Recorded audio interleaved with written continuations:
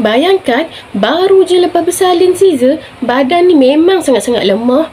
Luka pedih, nak bangun pun susah. Berjaga malam nak susukan bayi. Siang pula badan rasa tak bermaya, luka jadi lambat sembuh, berair, hati ni makin tak tenang, risau.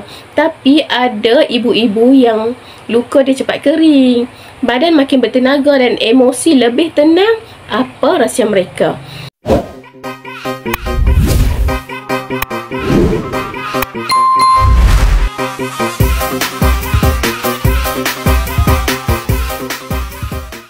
Dalam video kali ini, saya nak kongsikan rahsia pemulihan luka Caesar dengan Vivix secara semula jadi, selamat dan sangat berkesan.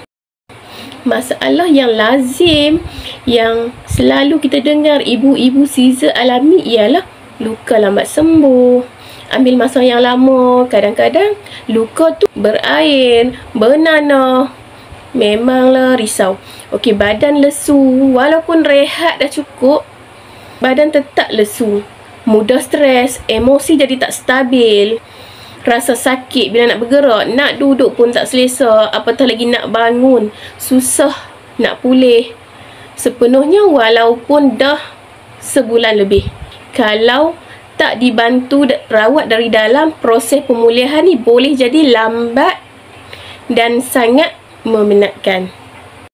Rahsia Vivix ataupun polifenol, produk premium ni, apa itu Vivix? Vivix ni ialah suplemen dalam bentuk cecair yang tinggi dengan antioksidan yang kaya dengan polifenol.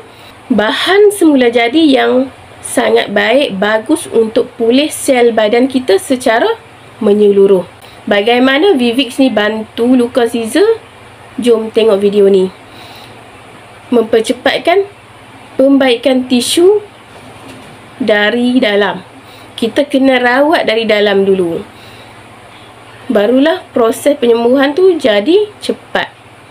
Dia bantu kurangkan keradangan di kawasan bahagian yang luka-luka tu. Bila luka, dia mesti akan rasa radang, sakit kan. Jadi polifenol ni sangat bagus untuk mengurangkan keradangan.